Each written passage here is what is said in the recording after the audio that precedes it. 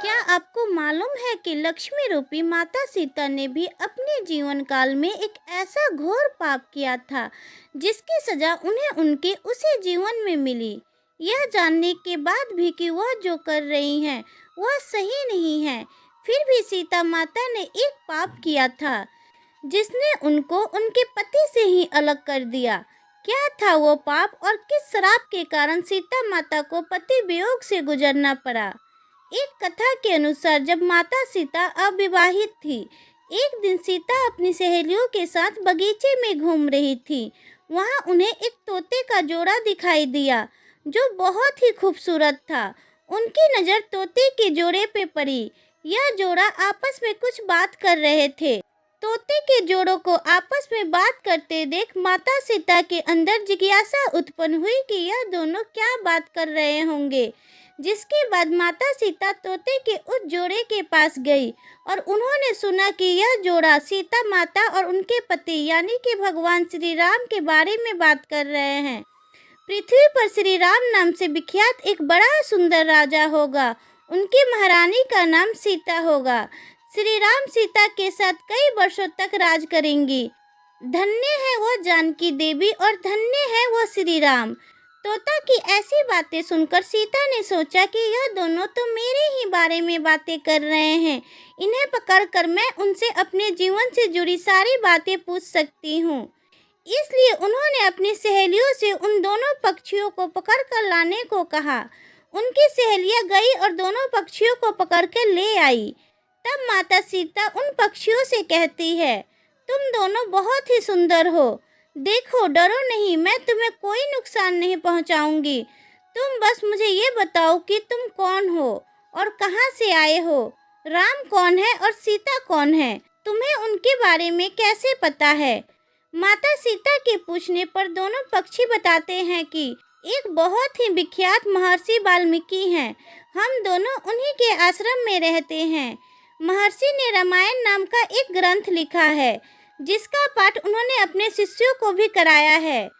उन पक्षियों ने सीता को यह भी बताया कि इस ग्रंथ में महर्षि वाल्मीकि ने बताया है कि महर्षि सरसंघ के द्वारा किया गया पुत्रिष्टा यज्ञ से उत्पन्न होकर भगवान विष्णु, राम, लक्ष्मण, भरत और शत्रुघ्न ये चार मानव शरीर धारण कर पृथ्वी पर जन्म लेंगे। बड़े होने पर श्री राम महर्षि विश्वामित्र और अपने छोटे भाई लक्ष्मण के साथ हाथ में धनुष लिए मिथिला आएंगे और शिव जी के धनुष को तोड़कर सीता से विवाह करेंगे। फिर उस पक्षी के जोड़े ने कहा कि सुंदरी, हमने तुम्हें सब कुछ बता दिया है, अब हमें छोड़ दो, हम जाना चाहते हैं। पक्षियों की बात सुनकर माता सीता के मन में और भी बातें जानने की इच्छा हुई। उन्होंने उन दोनों से पूछा कि राम कहाँ होंगे, वह किसके पुत्र हैं, कैसे वो मिथिला आकर जानकी से विवाह करेंगे। नर तोता ने कहा, श्री रामचंद्र का मुख्य कोमल के समान सुंदर नेत्र, बड़े बड़े आंखें, तेजवान सा चेहरा होगा। उनका क्या वर्णन करे, जिनके गुणों का बखान 100 मुखी वाला भी नहीं कर सकता। दोनों पक्षी कहते हैं कि जानकी देवी धन्य है जो जल्दी ही श्री राम की पत्नी बनकर उनके साथ कई वर्षों तक राज करेंगी। लेकिन तुम कौन हो देवी? पक्षियों की बात सुनकर सीता ने कहा कि जिसे तुम लोग जानकी कह रहे हो वो मैं ही हूँ। अब अपने भविष्य के बारे में इतना सब कुछ जानने के बाद माता सीता के मन में अपने भविष्य के बारे में और भी जानने की जिज्ञासा हुई। उसके बाद माता सीता ने तोते के उस जोड़ी को बंदी बनाकर पिंजरे में डलवा दिया और माता सीता उन्हें कहती है कि तुम दोनों को तभी छोड़ूंगी जब श्री राम यहाँ आकर मुझसे विवाह करेंगे। तब तक तुम दोनों आराम से मेरे घर में रह सकते हो। हर दिन मैं तुम्हारे लिए स्वादिष्ट भोजन लाऊंगी। ये सुनकर मादा तोता जानकी से कहती है कि हम वन के पक्षी हैं, हमें घर में सुख नहीं मिलेगा। मैं गर्भवती हूँ, मुझे जाने दो, मैं अपने स्थान पे जाकर बच्चा पैदा करूँगी। आप चाहे तो उसके बाद फिर से यहाँ आ जाऊँगी। उसके कहने पर भी सीता जी ने उसे नहीं छोड़ा। तब उसके पति यानी नर तोता ने कहा, सीता, मेरी पत्नी को छोड़ दो, वह गर्भवती है। जब यह बच्चों को जन्म दे देगी तब उसे लेकर मैं फिर तुम्हारे पास आ जाऊंगा। तब माता सीता ने कहा कि तुम आराम से जा सकते हो, लेकिन यह मुझे बहुत ही पसंद है। घबराओ नहीं, मैं इसका अच्छे से ख्याल रखूंगी। जब सीता ने उस मादा तोता को छोड़ने से मना कर दिया, तब वह पक्षी दुखी हो गया। पक्षी दोबारा सीता जी से निवेदन करता है कि मैं अपनी पत्नी के बिना जिंदा नहीं रह सकता, इसलिए उसे छोड़ दो। माता सीता, तुम बहुत ही अच्छी हो, मेरी प्रार्थना मानो। इस तरह उसने बहुत ही समझाया, लेकिन सीता ने उसकी पत्नी को नहीं छोड़ा। तब मादा पक्षी ने क्रोध में सीता जी को श्राप दिया कि जिस प्रकार तुम मुझे इस समय अपने पति से अलग कर रही हो, वैसे ही तुझे भी स्वयं गर्भवती की अवस्था में श्री राम से अलग होना पड़ेगा। कुछ दिनों के बाद पति से बिछड़ने के दुख में मादा पक्षी की प्राण निकल गया। पत्नी की मौत हो जाने पर पक्षी दुखी हो गया।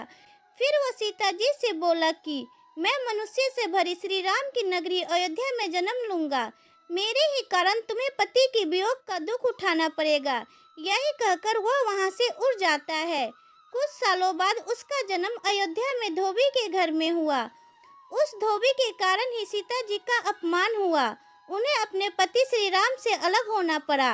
उसी तोता का श्राप ही सीता जी के पति श्री राम से बिछड़ने का कारण बना। इसीलिए जब माता सीता गर्भवती थी, तो उन्हें भी पति से दूर वन में रहना पड़ा। आपने अक्सर लोगों को कहते सुना होगा कि हमें हमारे कर्मों का फल यहीं पर मिलता है। इस कहानी से यह बात सिद्ध हो जाती है कि कर्मों के फल से कोई भी नहीं बच सकता, फिर चाहे वो भगवान राम हो या सीता, सभी को अपने कर्मों का फल भोगना पड़ता है। अगर आपको यह वीडियो पसंद आई तो वीडियो को लाइक करके शेयर जरूर करें। और भी ऐसे भक्ति और ज्ञान संबंधी वीडियो देखने के लिए हमारे चैनल को सब्सक्राइब करें। वीडियो को यहाँ तक देखने के लिए आप सभी को दिल से धन्यवाद।